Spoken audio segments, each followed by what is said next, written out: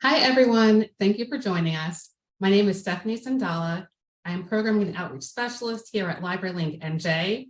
I am so excited to introduce Erin Entrada Kelly and Sara Farizan. It is also Sarah's birthday today. Happy birthday, Sara, and thank you for joining us. I had to give a shout out. So Erin Entrada Kelly has received numerous awards and recognitions for her work, including the 2018 Newbery Medal for Hello Universe, a 2021 Newbery Honor for We Dream of Space, and a 2017 APALA Award for The Land of Forgotten Girls. She is the author and illustrator of the acclaimed Marisol Rainey collection. She teaches in the MFA programs at Hamline University and Rosemont College, and also teaches fiction with Gotham Writers Workshop.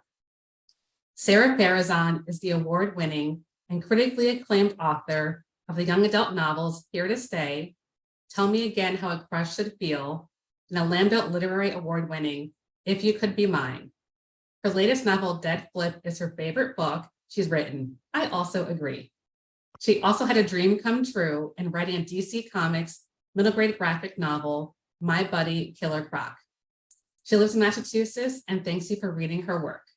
Our moderator today is Christy Chadwick, a consultant with the Massachusetts Library System and adjunct faculty for the School of Library and Information Science at Simmons University.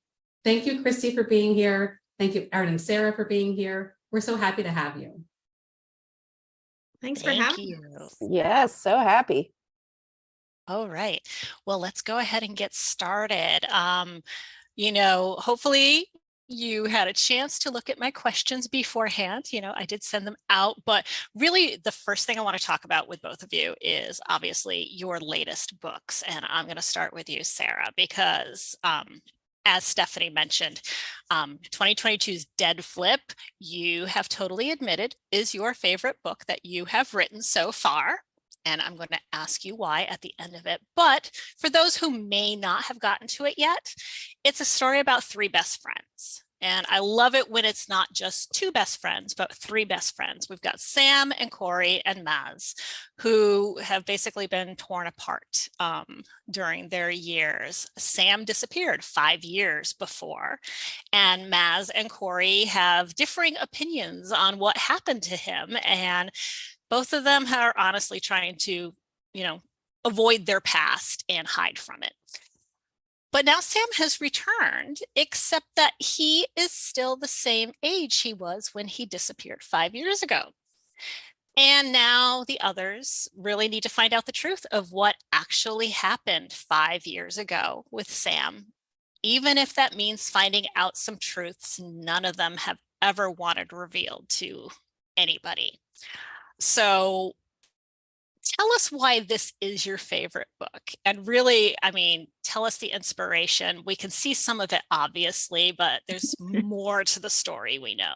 Yeah, so I'm trying to find a copy of it. Realize I don't have one down here. But it was, I think, my first three young adult novels. I think they were a lot about things I wanted to get off my chest in regard to identity or social issues, or, there were still stories that have different genre and different, characters that you can have fun with. But I think those were like three sort of stories that I really had in my heart and mind for a while. And now I'm sort of taking those characters that share aspects of my identity or are going through things that are also important to me, but I'm letting them go on the adventure. So it's like not like that the struggle is the plot. It's like the struggle is Sam being eaten by a pinball machine, so that makes it a lot more fun. And it's paying homage to all the stuff that I loved in the 80s and 90s and the media of that time. So stuff that really got me I was always reading, but stuff that really got me into storytelling. So that includes like John Bellaire's books. That includes like Goosebumps, but not the too scary ones.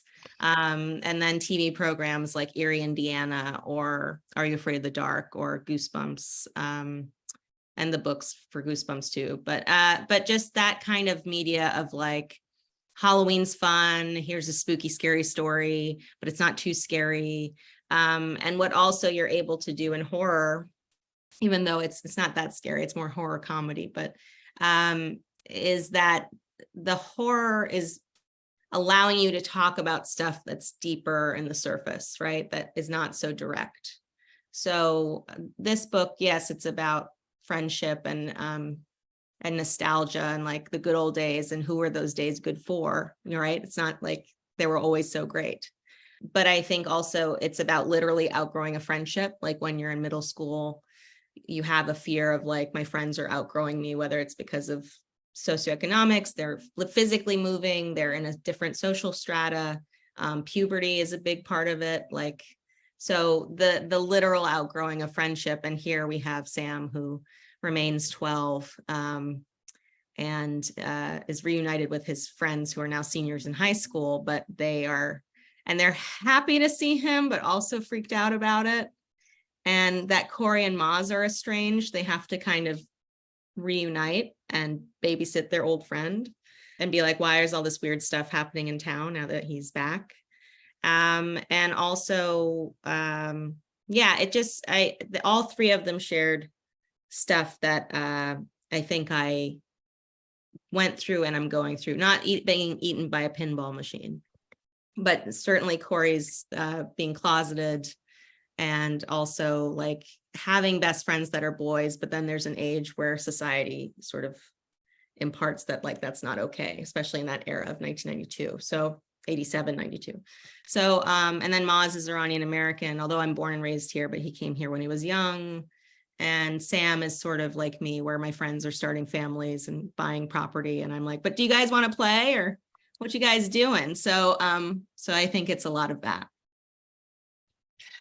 No, I mean, definitely. I love what you said, though, about horror being able to dig underneath, because one of the things that I have really found is that the horror genre has a really, really good way of peeling back some of those emotional layers that, even though other genres do that, for sure, it's not what you expect. Everyone expects horror to just be the scare on the surface, but it is what's happening underneath that really is what is drawing you into the story more than anything else.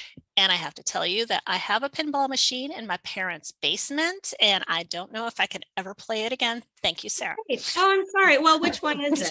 And I'll let you know. It's a baseball one, actually. That'll be okay. Okay. All right. I feel like that. Yeah. I picked the sorcerer machine.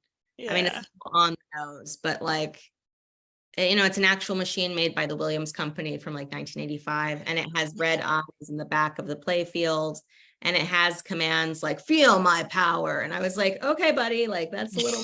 So that ended up being the right candidate for the story. Yeah. Definitely. Erin, so last year you had those kids from Fawn Creek, and I think Sarah, yes, hello, both of you, awesome, get to throw up the covers for that. Thank you so much. These are centered around the 7th grade class of Fawn Creek, Louisiana.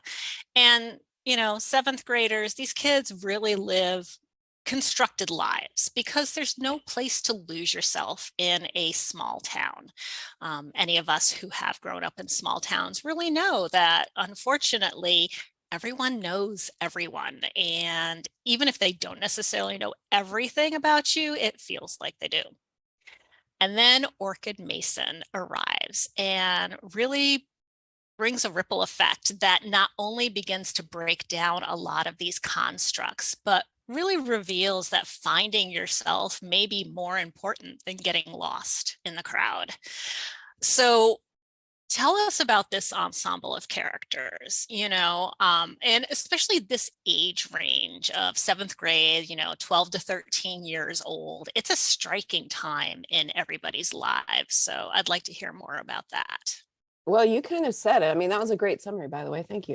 It is a striking time in people's lives. And I think one of the reasons why I love writing 12-year-olds is because I feel like for me, that was an age when if someone had stepped in and set me on a different path, I would have avoided a lot of pain. I was already in pain by that time, but I would have avoided a lot of pain that I went through in high school and beyond. It's kind of that age where there's still a chance to really mold a young person and put them on the right, on the right road. Once they get into high school, they're kind of already walking down the road, so it's a little tougher. So I think the 12-year-old inside of me wants to care for the 12-year-olds out there. So that's why I gravitate toward 12-year-olds, I think, a lot in my books. But for this book, I wanted to write about feeling trapped or stuck where you are, and how do you navigate or manage your big dreams. Like, the dedication is to people whose dreams are bigger than their hometowns. Because when I was growing up in South Louisiana, I'm not kidding you when I say that every single day of my life, I was like, when am I going to get out of this town? It really permeated every day of my life. I was desperate to get out of there. I felt like I didn't belong there, because I don't think I did.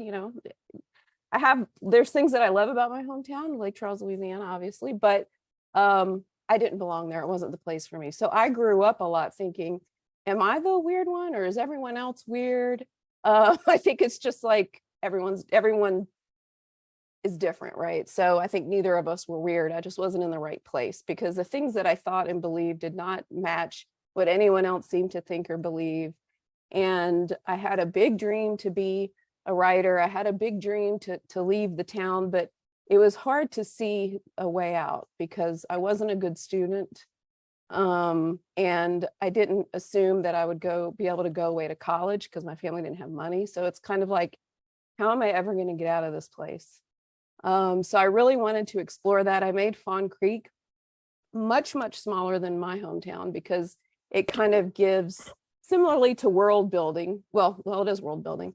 When you're building your own world, you can build it in such a way that you can really interrogate the questions that you want to ask, like with horror, right? Or science fiction or fantasy. And with Fawn Creek, I really wanted to elevate that concept of being trapped in a small town. So I made it a very small town. It's very much inspired by small towns near where I grew up. So there are a lot of Fawn Creeks in Louisiana. And I wanted to focus on three kids in particular, but especially Grayson, who's kind of the main character, I guess you could say. The book opens with him, and he's kind of my soul character, that I'm connected to in the book. And I wanted to think about what happens when you are trapped in this monotony of small town life, and you're dreaming of something bigger, and then someone comes in with like a breath of fresh air and seems to have no doesn't have any preconceived ideas of who anyone is in this town. And Orchid, has traveled the world, so she tells them all her stories about traveling the world. And that's just one way that the door opens, at least in my mind, hopefully conveyed that opened the door for Grayson, who's really the one who's desperate to leave the most. And just the effects that one person can have, because I find that very fascinating, like the effects that one person can have in affecting the lives of everyone around them in good or bad ways. So that's kind of how Fawn Creek came to be. Yeah. Definitely the small town really is a way to kind of give that world of even feeling like trapped, whether it's, the snow globe or socioeconomic. And you can look in this world and feel like there's no way out of it.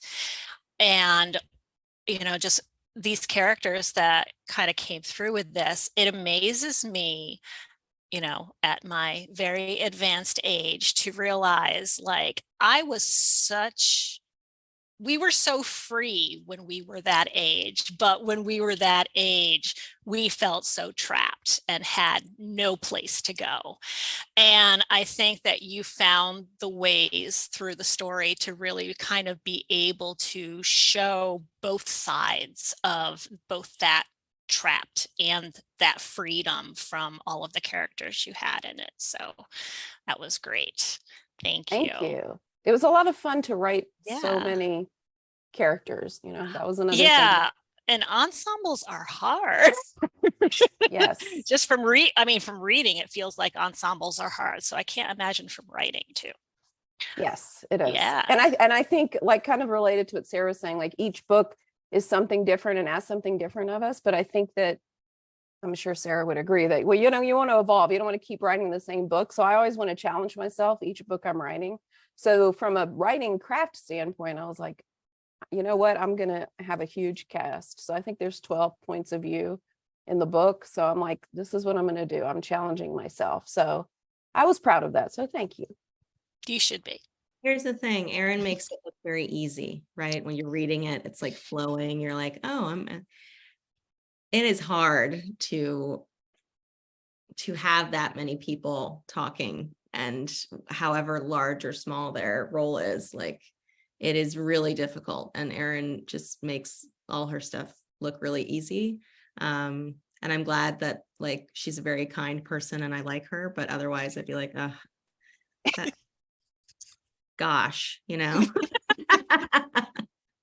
But she has so much talent and she works. And again, yeah, the point about wanting to try different things, and sometimes, you know, experience is the teacher, whether you can or not. And Erin certainly can. Me, I'm still working. I'm still figuring it out. But yeah. I don't know about that. Well, Sarah, I have to say, I don't know if you are, I'm like an obsessive multitasker. So I'm in the chat and I'm on the screen, but I was in the chat and I was saying, so I've read all your books, but Dead Flip is my favorite of yours. Oh, thanks. I think I told you that. So when I read a book that I love, just telling everyone, and I'm friends with them on Instagram and I know them somewhat, I will DM and fangirl because I'm always a reader first. You know what I mean? Like, I always think of myself as a reader before a writer. So I'm like, oh, I love your book. That's exactly what the DM said. No, I'm just kidding. Yeah, and I was so heartened because, you know, such a fan, and obviously, like, you know, I don't know how you feel, obviously, after, but like, you can't really tell who's reading, right? Like, if there's a movie or TV show or song, like, you can see how many views or plays or whatever. Yes. And so you never really know who's reading or when, or, you know, because it's not like an immediate thing. Like, people either, I mean, sometimes it is, but for most of us, it's like, it's nice to hear when people are like, oh, I read it. It was cool. Yeah. Yeah. And I don't know if you feel this way, Sarah, but sometimes it's still surreal to me that people are reading my books. I'm like, oh, you read my book. That's weird. Yeah. I mean, you do it so that people do. Right. I think I do a lot of, like, self-regulating. So I never Google myself. I don't go on any review sites. I don't, like, the publisher will send me things if there's like a nice thing or something. But for the most part, I'm like, you know, once it's out in the world, it's out in the world. And it's up for people to decide what they liked or didn't like about it. And that's okay. But yeah, especially young readers, it's nice to hear, because yes, they're who we're writing it for. I mean, we're writing it for ourselves also, but so, like, I appreciate adult readers. It's great, please, you know, but you know, to, especially, I don't know how you feel about the books that, you know, we write stuff that I feel like is more accessible than most. And I think that kids can feel confident, like, I read this, I feel good about it, now I'm going to go read another book. You know, it's like that, like, guiding book thing where, you know, you might have a reluctant reader, but they find a book they like, whatever that is, and then they feel like ready and more equipped to keep going. So that's always been very important to me too. It's like, you can read this, it'll be okay. You might not like it, but you're like, I finished it. There was something. Yeah. I totally agree, because I think about that a lot. Like, I always want to remember that I'm writing for young readers. Yes. I'm not writing for, even though I want everyone who's here to read and love my books, of course, I'm always writing for young readers. And I think sometimes I pick up books and I read them and it feels like they were written for the adult readers, if that makes sense. And so sometimes I always want to remember, okay, yes, I want to impress and dazzle my adult peers, but ultimately it's for the kids that I'm writing for, right? That's who I want to impress or not impress, which they will promptly tell you if you did not. So that's something that's really important to me too. And I think about that a lot, actually. Yeah. And I think it bridges right actually into my next question for both of you is, why did you pick middle grade and young adult? Why that age span? Why are you writing for them? I think writing in a young voice, and I've said this many times, but I think young people are more inclined to ask questions. So, and they're more honest, and they're very like, well, why do we do things this way? How can we do things this way? How can we change that? And it's also, there's so much material there, you know, because you're mining your own stuff, but like kids today are going through a lot. There's some stuff that I don't even feel like I can delve into because I don't know that experience, you know, like, so I've always enjoyed it. I think it's been funny to hear people over the years be like, but are you ever going to write an adult book? And like, maybe, but I can't, even if I did, it's going to be like about former child stars, you know, like childhood is such a space that I think is rife with a lot of material. And I'd like to go younger, but picture books are really hard. It's deceptive because it's not a lot of words, but it is really hard. And I've never been able to figure out a concept that would be great, but that audience is amazing. I did an event with Josh Funk once, who does like a lot of picture books, and that audience was rapt. They were cute. They were excited. They were participating. And then after 10 minutes, it was over. I was like, this is it. This is the audience. But I haven't figured that out yet. But yeah, I just enjoy it. And I like being able to tap into that honesty.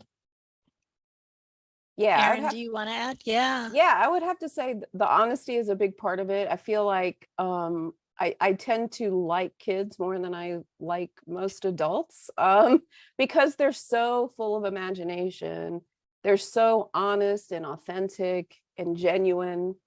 You know, as we get older, we move away from that and we start to become confined by society and our own headspace and expectations and all this stuff. But kids haven't encountered that yet. So sometimes I actually get kind of sad when I go to school visits because I look at all these kids and they're so excited, and some of them have stuffed animals or like cat ears, especially when I'm doing like Marisol visits. And I think, how sad is it? Now, this is, I don't want to be cynical and sad right now, but I'm gonna. How sad is it that one day they're going to grow up and they're going to be too self-conscious to bring their bunny to school, even though they may want to, you know? So I think that I want to like harness that spirit in a way that feels like a weird way to say it, but that's part of it. But also part of it is because when I was young, actually through my childhood and adolescence, I was a very sad, lonely girl. And I didn't feel like, I don't know, I was very sad and lonely. And I think that if I had had the right books in my hands, I might have felt a less lonely. I might have felt seen. You know, we talk about feeling seen. That's a big thing.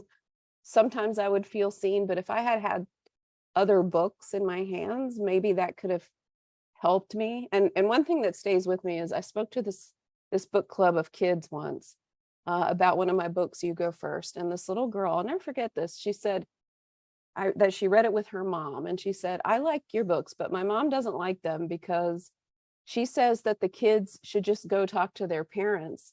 And then they wouldn't have to go through all these problems. And I thought to myself, what an interesting comment, because there's a lot of assumptions being made there. Number one, assuming that kids have parents that they can talk to. Number two, assuming that a kid is going to, even if they have good parents and they're in a safe home, a lot of kids don't want to talk to their parents because they don't want to worry them. They want to be a good kid. They don't want to cause problems. So they shoulder a lot of the tenor of the family dynamic, even though they shouldn't, but they do, right? Because they're kids and they feel like that's their responsibility. So they don't want to upset anything by talking to their parents about upsetting things. So in my mind, books, whether it's my book, Sarah's books, whoever's books, are one way to help those kids who don't have a trusted adult that they can talk to or are feeling lost. You know, it's kind of like one tool, and hopefully they have other tools in their lives, but books are one of those, in my view. That's how I like to think about it. Absolutely. So something that was alluded to a little bit before is that, you know, both of you have actually moved around a little bit in terms of, you know, audience, a little bit in the age range and your genre, and some of the formats even have changed a little bit. So you kind of talked about this a bit, but you may not find it easy, but do you find it easy to be able to do that? Or do you feel that, like, kind of the quote unquote staying in your lane is easier for you as an author? Erin, why don't you start with that? I would say easier, no, because I think kind of alluding back to what Sarah said, I have found that the fewer words you have, the harder it gets. So I struggled a lot. So with my first Marisol Rainey book, this book is only 12,000 words compared to, you know, the 45,000 words in Fawn Creek. And when I tell you that I worked for every one of those sentences, because it was really challenging, because I didn't have access to all the language, if you will, that I have usually. So I think the fewer words for me, the harder it gets. And that's why picture books are so challenging. That, and for many other reasons, but that's one reason. And I do love writing for all ages, obviously, or I wouldn't be doing it. But I think my heart, though, like my writing heart is always with realistic middle grade. Even though I love all the others too, but you know, that's kind of it's my favorite, if you will. Yeah, I think, well, one, I'm pretty slow. I've had some gaps in between books. So, but I think that's okay with the age group that we write for, because they're always growing. So you're going to have a new audience anyway. I mean, there might be like a teacher or librarian who's like, oh, I remember that one. That one was good. What are you doing now? And they're like, oh, okay, well, sure. You know, so I also think genre stuff maybe doesn't always get as much, like, you know, I think my first book got a lot of critical attention and reviews. I'm very grateful for it. Whereas I don't know that this one's really going to do that, or the past three, you know, they're more, again, the fun part, right? And I think sometimes we like a serious story because it has a lot of power behind it. But yeah, I think for me it was like, am I able to write in these things that I love so much, but I don't have experience doing? So Dead Flip, you know, I love Halloween and scary stuff and all the media I mentioned, but I'm also afraid of everything. And so the first drafts of Dead Flip, it's like nothing really happens. Like there's some flickering lights and there's like, you know, that one squirrel, but then that's it. And I'm like, that's creepy. And my editor was like, you know, it kind of loses its little bit more. after a while. Yeah. So figuring out how to scare yourself, how to then write something that would scare others. And then with the graphic novel, like I love comics and I love, you know, and also Opportunity Knocks from Scholastic, which was middle grade. Like I hadn't done those before, but figuring out how to do it. And I think I'm still learning and I'm still trying to get better at those things, but that you can, it's just a matter of work and practice and reading a lot of the stuff that is out there that you admire. And but yeah, so I would like to keep doing more middle grade and more graphic novels and more horror comedies. That remains to be seen, but we'll see. But yeah, I think too, it's like, you know, writing a story, publishing a book, it takes a long time. It takes a lot out of you. And sometimes I think about, like, you know, other people where it's like, oh, they got married, they had kids. What was I doing? I was writing Here to Stay during that time. You know, you're doing other stuff too. You have a job or whatever, but like you're thinking of like those moments of your life, like, oh, I was working on this or I was working on that, because it just takes up a lot of your space. And so when you are, you know, you're going to be undertaking a lot of space, you want to make sure you're having a good time or you're saying something that is really important to you. Yeah, definitely. You know, you had talked about the fun books versus, you know, the serious books, and that's where themes come in a lot. So Do you believe that there are important themes that you want to write about or that you have written about? Did you go into any book saying, I want it to be about this idea? Or did it, obviously, I think a lot of books come different ways, but people do place important meaning on themes. So what themes are important to you? What do you hope that kids are getting out of your books?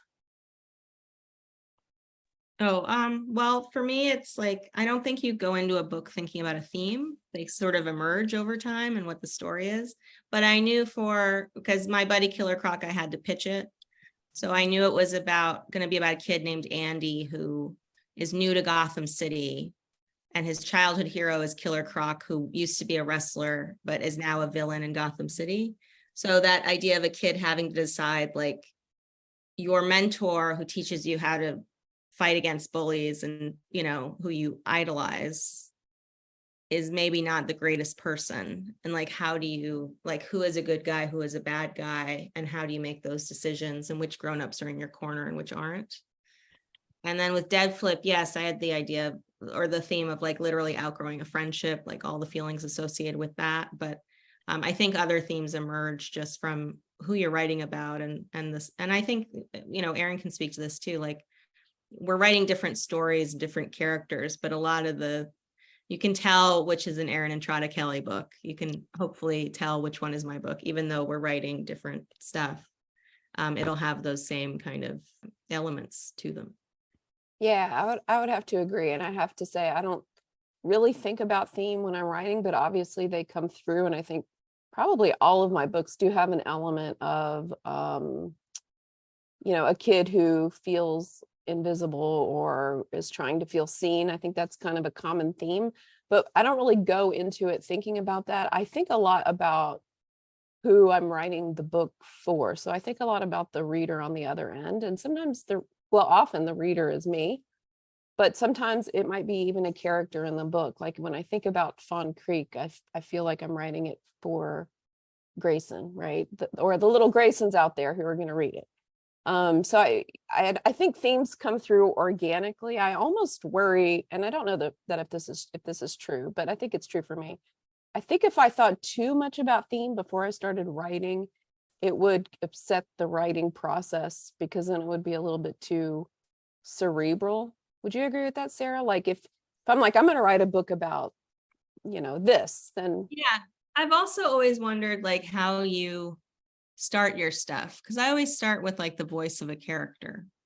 And then the story kind of unfolds from there. So like if they're not speaking to you, then the story isn't really gonna jive. So I was curious like how you start, like with a voice, or do you start with the setting? Or I start with the character. Yeah. I don't hear their voice first, but I think about them first. Like so with Fawn Creek, I thought about this kid who is trapped in this small town, and he wants to be a fashion designer and design all this funky stuff. And he's in this little town of hunters and fishermen, in a place that don't understand boys who want to do fashion, don't understand fashion at all, right? He loves Kate Middleton because he loves to look at her outfits. And so that image kind of came to my head, and then the story grows from there. And like each of my books started with one of those characters, and then I start interrogating that character, like, this is all happening in my head. I don't write anything down, right? I just walk around with this character in my head, and I start asking them questions, like, who are you? What is your life like? What are you afraid of? What do you want? And then from that little seed, the story, becomes like a tree. I'm being very new agey right now, but like it grows into this tree with the story. And that's how the stories happen for me. So probably similarly to you, it starts with a character.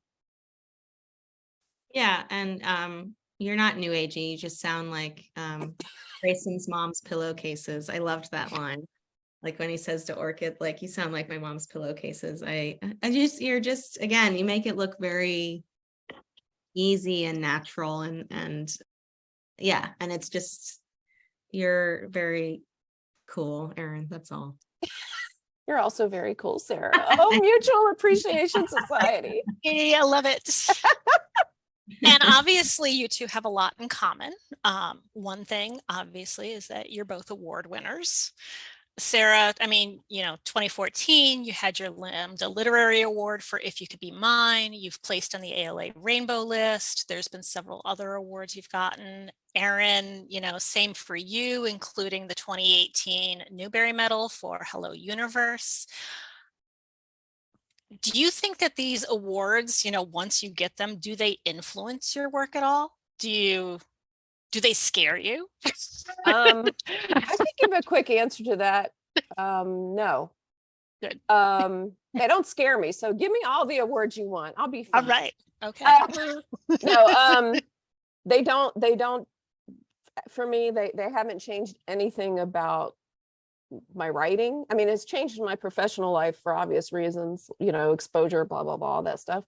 But as far as the books that I'm writing and my writing process, for me, it hasn't influenced it at all. So if I had never won anything, I would still be putting out the same books. So from a personal, professional side, obviously it has changed my life substantially, especially the Newbery Medal, clearly. But from a writer's side, it hasn't changed anything. What about you, Sara?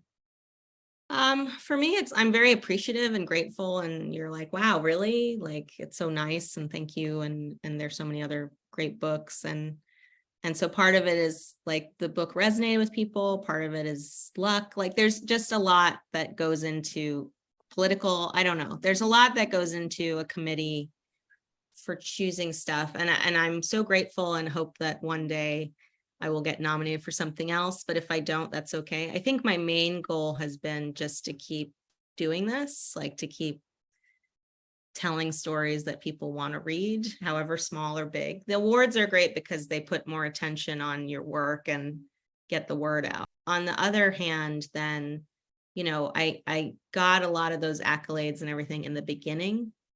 And now it's like 10 years on. And so I'm trying to be like I feel established, but also feel not. So it's sort of like figuring out, like, again, what Erin and I were discussing, like we're writing for the young people, right? So their tastes change, generations change, but if you're true to who you are and true to what excites you and what you think will get them to read, then I think it's all, that's rewarding in itself.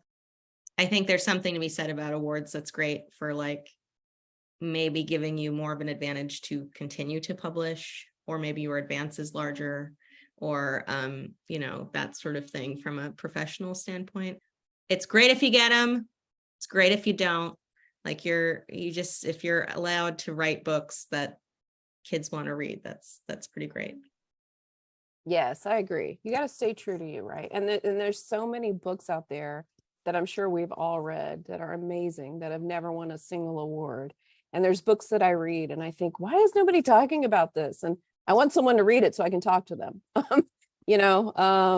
So agree with everything that Sara said. They're amazing. They make me happy and joyful and appreciative, but I also don't want to get too caught up in it, because once you start writing for awards or for advances or for reasons that don't feel true to yourself, that's a dangerous road to go down. So I try to be conscious of that. And also, like, it's nice to see people who have been working a long time and didn't get an award, like get one later on in their career. Mm-hmm. Like, that's been really great too. So, and also seeing like award winners change, like it's not just the same demographic of people getting it.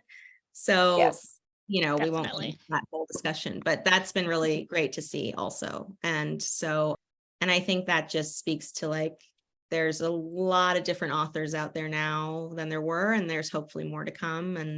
And there are a lot of kids who could use their books. So if it had an award sticker on it, then, a librarian or a parent or someone might be more inclined to buy it, and that's great. It'd be like, this has merit, so let's, even. But on the other hand, there are lots of books that don't have those stickers that also are incredible. Yeah, definitely. And another thing you two have in common is that you've both written shorter stories for anthologies. And I am definitely an anthology reader. I love seeing those different types of collections. So what are some of the differences to you as a writer, writing your novels and other longer pieces versus writing the short stories, especially for collections that have been curated the way that a lot of yours have been? That's such a great question. And for me, I started in short stories, so I love writing short stories, and I don't feel like they're very different, other than the very obvious difference of them being short. So I used to teach a short story class at Rosemont College, and I used to think of it like, okay, a novel is like a neighborhood, a short story is a house, and a flash fiction piece is a people in the house or a room in the house, right? So it's still craft, it's still beginning, middle, end, it's still all those other things, it's just shorter, that's kind of a boring answer. Maybe Sarah has something more profound to say. No, not profound. I think it's also like, it's nice to be invited. I've done a lot of them now over the years, and they've all been wonderful, and the editors have been great. And what's nice too is when you have authors that are perhaps more well-read or more popular, and they're also in the anthology. So people read them, and then they find your story and they're like, who's this person? And then they read more of your things. So that's been really great. And I'm surprised by like which short stories resonate more than others. And what's also been great about them is like in between the books or in between, longer pieces, you have something you can work on that you feel like can change, like it's a different part of your brain. Like you're not so caught up in the longer format story. But I also, I know sometimes I worry that maybe I agree to a lot of them because I'm like, oh, that's cool. What a great concept. And I'd love to be included. And like, I can't, there'll be a day I don't get invited anymore. But I think they also take away from your larger work sometimes. So I'm trying to be more, like if it's an anthology that I really am excited about, yes. And if it's one that I feel I don't have the bandwidth for, I have 2 coming out this year. They're both young adult. One is called Night of the Living Queers. It comes out next month, and it's a horror anthology, but all the authors are part of the LGBTIAQ, so yeah. So I have a story about like a haunted drive-in movie theater. Maybe like that's not like something I could do in a long format. I mean, you could, but it's just, and then one that comes out in January, which is a women in sports anthology. I think it's like Out of Our League. I'm forgetting the title, which is bad. But yeah, so I'm doing a golf story in that because, who doesn't want to read about golf? But anyway, so that's been fun too, is to play with different genre and to play with other editors and see their process. But lately I've been thinking, maybe you should work on more longer format things. Thank you for leading us into the next question is, what can readers and the librarians here expect next from both of you? So we know we have anthologies, and do you know how to play golf, Sarah? Do you play golf? So the story is very much based on what happened to me in high school, which was I was bad at a lot of sports, and you had to do an activity in the spring, and you couldn't do theater every season. And so fall and winter I did theater, and spring I didn't have a thing. And so a friend of mine who was like, hey, they're going to let anybody on the golf team, any girls on the golf, because they need to fill up. And I was like, great, I got my varsity letter. So I was the worst player. I really did not play very much or at all. But on occasion I had to, against a 12-year-old at another school. So the story I wrote is about that, about you're 18, but you're playing against a 12-year-old who's better than you. And that sort of thing. So I'm bad at it. I think it's a great sport. I wish it was more accessible. Like, I did it through the school. Like I don't belong to a club or anything like that. So, but I think it's great for when you're older also, and it's nice to walk around, but I'm bad at it. Yeah.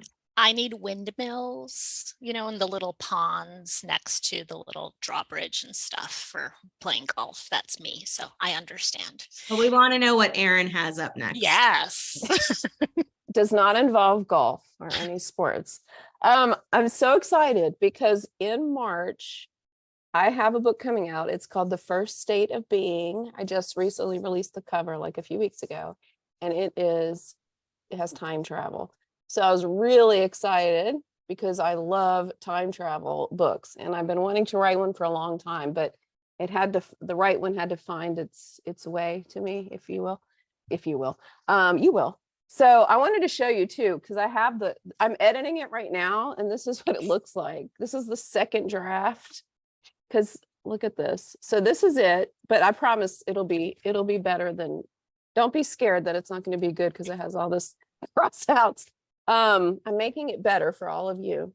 So this is it right now. That's what I'm in the midst of doing. I'm very excited about it because it's not only does it have time travel in it. Now it's not like super science fiction-y, so don't think it has a lot of science fiction in it. It's like a coming of age with a dash of time travel, but it's set in 1999. And my main character, Michael, he's a very anxious kid, and he's very anxious about Y2K. Remember that nightmare of Y2K, and then nothing happened. So he's very worried about it. And here comes this kid from the future who knows everything that's going to happen, and just kind of, that's the gist of it. I'm very excited. I am obsessed with the cover that came out. If you haven't seen it, go on my Instagram and you'll see it pretty quickly because I did a big reveal. It's such an incredible cover by Devin L. Kurtz is her name. So that's what's coming next. That's March 2024. I have to think about what year we're in. March 2024. Well, we are definitely all excited for those upcoming. And my last question for both of you is, what are you reading right now? Oh gosh. Well, I really enjoyed those Kids from Pond Creek, available at your local library. I don't know if you know the author. She's pretty great. Yeah, we heard good things. Yeah. I have been reading The Pallbearers Club by Paul Tremblay. It's an adult horror novel, but it has a teen protagonist, so that's up my alley. There's a book I read, or a few books, one that's coming out in September that I blurbed called Holly Horror, which it's YA, be on the lookout for that. Another epic love poem, which is coming out, and the author is Parisa Akbari, I think. It hasn't come out yet, but I really enjoyed that. And then I'm reading, this great book it's a graphic novel for adults called The He-Man Effect, How American Toy Makers Sold You Your Childhood. And it's about like the deregulation of the 80s. So like they were all these like products that had cartoon tie-ins, and that they're able to broadcast them, and they're just like half-hour commercials. But so I really enjoyed that, and I enjoy the author stuff. Brian Box Brown, he does a lot of great comic stuff. So yeah, I was a child of the 80s, ingesting all those commercials. Yes. She-Ra, He-Man, Thundercats, loved them all. They talk about all of it and how, these toy companies basically, it was just giant commercials. I'm definitely going to get that. That sounds really, because I'm very interested in that kind of stuff, especially the nostalgia factor. But anyway, so kind of on this horror theme that we've got going, I'm reading a book called I Feed Her to the Beast and the Beast is Me. Oh. I wish I had a copy to hold up, but since they're not doing print galleys anymore, as I'm sure many of you know, which saddens me. I won't go on a whole tangent about it. I understand the reasons, but I have never been able to adjust to reading e-galleys. But now I'm forcing myself to, because print galleys are going away for the most part. So now I'm trying to read on my Kindle. So I got it on my Kindle. And it's very good. It's a villain origin story, and the author is Jameson Shea. If you see the cover of this book, it's incredible. So it's about this, well, I just started it, but it's YA, And it's about this girl who it's kind of like sell your soul to the devil kind of story. And she like bathes in a river of blood to get all the things that she wants. So she's quite villainous, and it's very good so far. And then before that, I had just finished Anne Ursu's book, Not Quite a Ghost. I love Anne Ursu. Speaking of kind, amazing people and incredible writers, I love Anne Ursu, and that book was very good. Neither of these books have come out yet, but I am proud of myself that I got them on the e-galleys, because I feel like I'm finally maybe catching up with the time. So I told my editor, I said, I just don't want to adjust to this. And I said, how am I supposed to read the books that haven't come out yet? And she said, well, you can wait till the book comes out. I'm like, what? Why would I do that? When I could read the book now? This is back to the patience thing. That's what we were talking about at the beginning. I have no patience, y'all. So I can't finish a puzzle. I can't do Legos, and I can't wait for a book to come out. Yeah. I want to read it right now. I am the opposite. I will have bought a friend's book and then 5 years later get to it. It takes me a long time. There's just a lot. No, there is a lot. I have a lot of television to watch. And by television, I mean like YouTube commercials of like, Roy Rogers. Or Well, like, look, I have tons of things. Yeah. Well, I have stacks of books that I have not read. So don't think I'm reading everything. But sometimes a book comes out and I'm like, I must read this now. And I Feed Her to the Beast, and The Beast Is Me was one of those books. And plus the title by itself was incredible. So I'm going to buy it. I'm going to be like, wow, I can't wait to read that. And then 5 years from later, now, I'll let you know, like, it was great. Okay. That's nice. That's wonderful. I'm going to slip in one more question because we have a couple more minutes. Is one of the things that I have seen throughout this entire talk is really kind of the thread of nostalgia that has come through. I mean, it's obvious that it's not only here in, both of you. We've seen, the writing, upcoming stuff is 80s, 90s based, and, it is part of what you had growing up. But we've also seen that, really prevalent through most kinds of media, actually. I think that there is this nostalgia that is really coming through. And I wanted to know if you had any kind of like thoughts about it, like whether it's, exciting, or you have the tangent of why this is actually happening. And Sarah already unmuted. I think it's much like when horror becomes popular as a genre, it's because real life is scary. Mm-hmm. So when like COVID was at its peak, like everyone's watching the movie Contagion, which I did not because I've seen it, but like, you know what I mean? There's a correlation.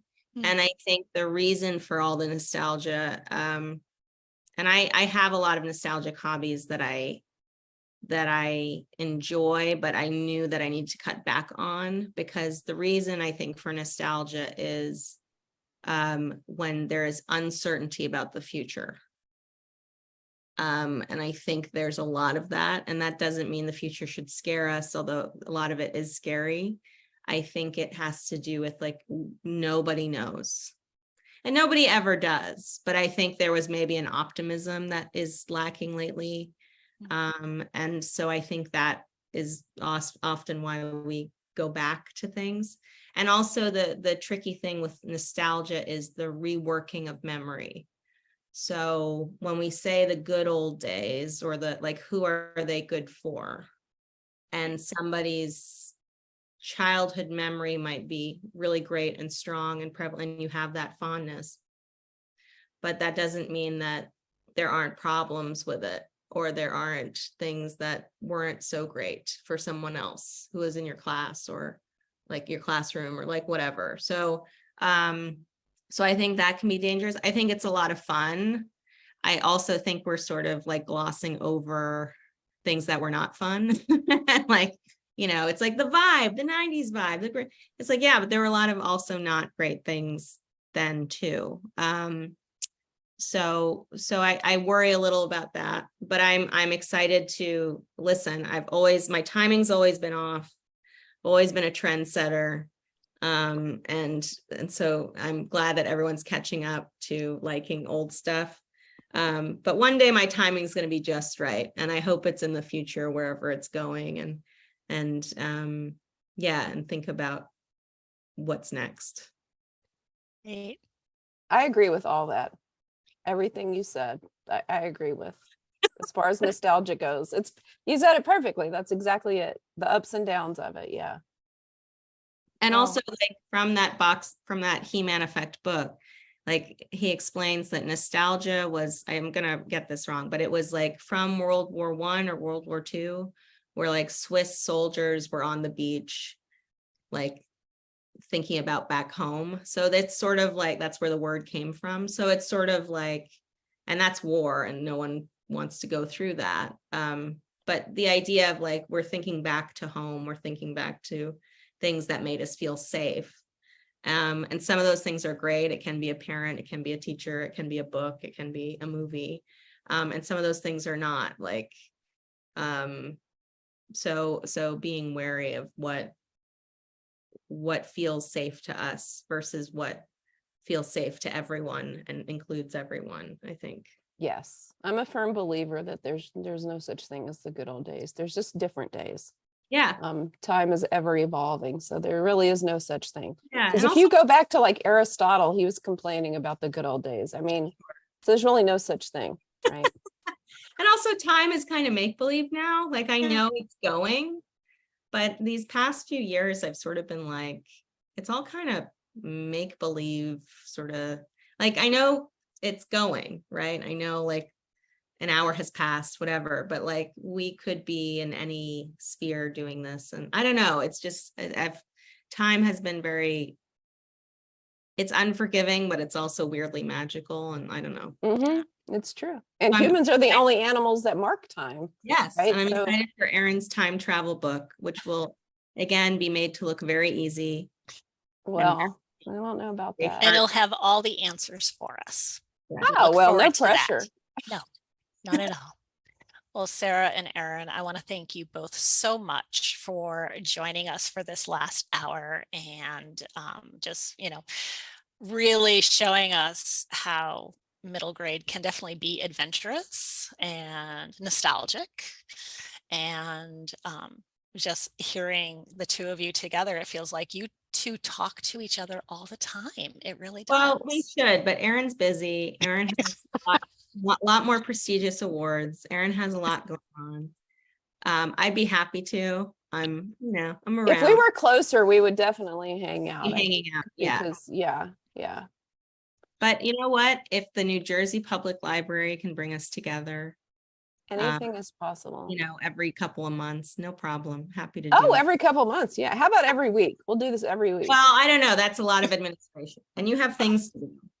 Like, I will have time. I'll be like, I'm not writing anything. I don't know. Erin will be like, I have 18 books and they're all bangers. And, and I'll be like, want to see my toy up here? Yeah. No. And I will want to see it. All right. Thank you so much. And thank you to everybody who joined us this afternoon. Stephanie, I don't know if you have anything else to say for an outro at this point. Sarah and Erin, if you can, we have one question from Elby, who has a great question of how much research you put into your books. So about the pinball machines, golf, etc. So she was wondering about that. Yeah, so a lot of research. I actually I found the pinball machine that I needed to play, and I saved that receipt for a tax write-off, which you can do when you're writing books if there's any research you're doing. For Buddy Killer Croc, I went to an amateur wrestling event at an Elks Lodge by myself, and there's definitely a sense of community there that I was not a part of, but I watched what a wrestling situation looks like. And yeah, and I think too, like, all the research you do, that doesn't necessarily mean you use it all. Like, there was a lot of stuff that I cut back on, pop culture references. My editor was like, they don't need to know what shampoo, but it's all stuff that informs your characters and who they are at that time, especially if you're writing historical fiction or something of that nature. So there's a lot of research and stuff that that is not on the page, but that your characters need to know based on like what you're writing. Yeah, and I think for the time travel book, since it takes place in 1999, it was particularly challenging because so I have a book, We Dream of Space, which takes place in 1986. And my biggest issue then was I wasn't sure what the science curriculum was, which is a big part of the book.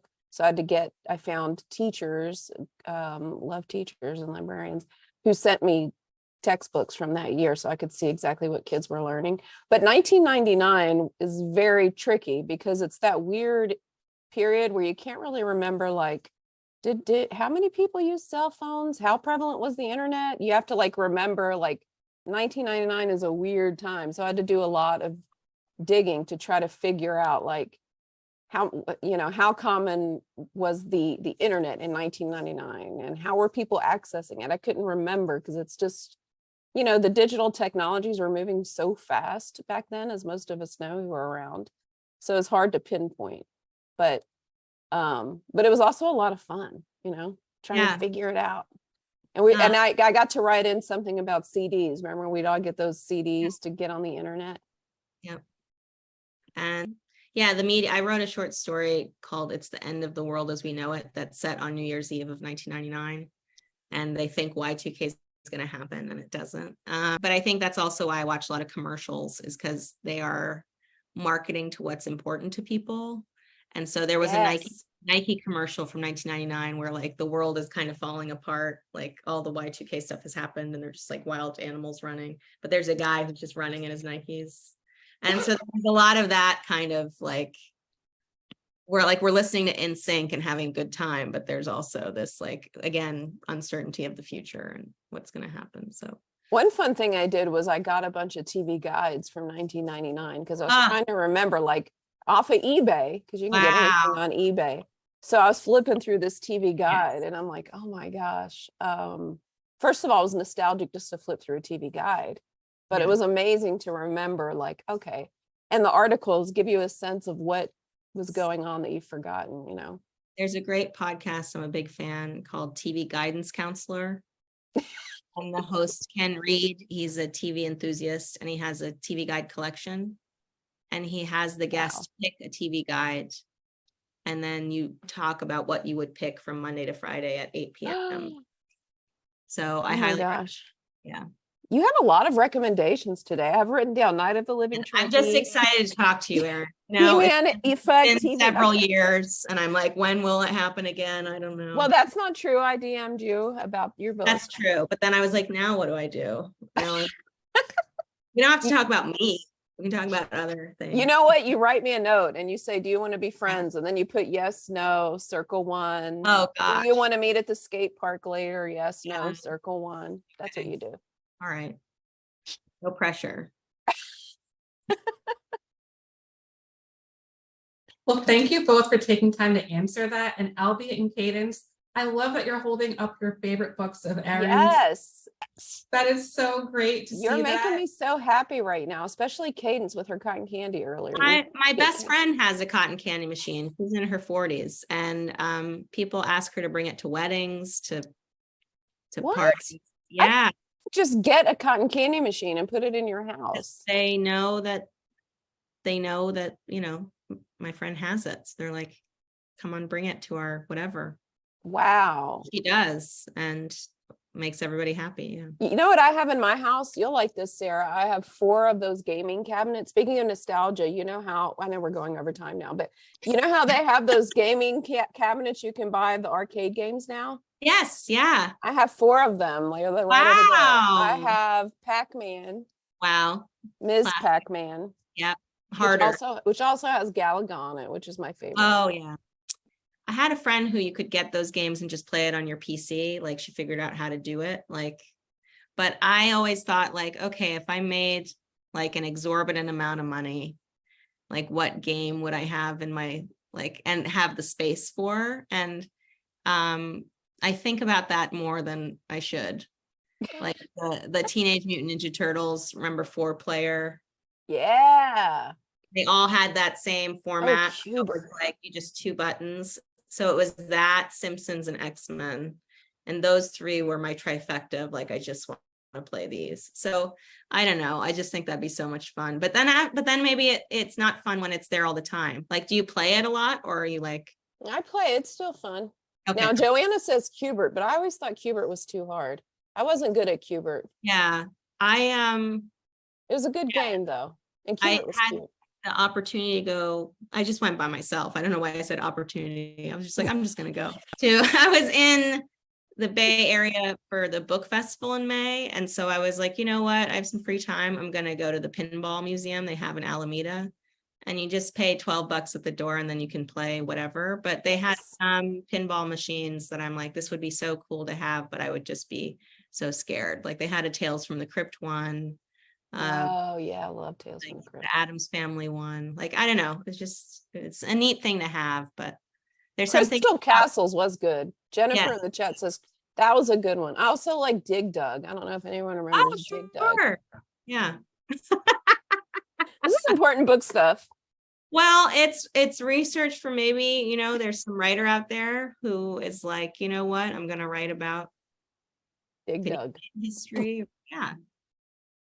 You never know where inspiration comes. That's But I true. feel inspired having listened to Erin Entrada Kelly talk. I feel like, wow. Well, I too was inspired by everyone. But I you am- know what? I was mostly inspired by Cadence. Yes. Because the doll the and doll and the cotton cotton candy. candy. I mean, and you are really, Cadence was really multitasking during this whole thing. And Cadence, I apologize for swearing earlier. Don't repeat it. I didn't know you were there, but now I know, and I feel bad. Sorry. Sometimes adults say bad words on occasion, and yeah, I feel bad. I feel bad. Okay. I think it'll be fine. Okay. All right. It's all good. Okay. Okay. It's all good. Yeah. Thank you again, both, for being here and for staying over time with us and chatting with us about books, video games, inspirations. It's been so lovely to have you both, Sara and Erin. And thank you, Christy, for your fantastic questions. Yes, You were absolutely. such a great moderator. Excellent moderator. Yes. Thank you, everyone. It was so much fun. Thank you, Cadence. Thank you. Thank you, everybody. Have a great Bye. day.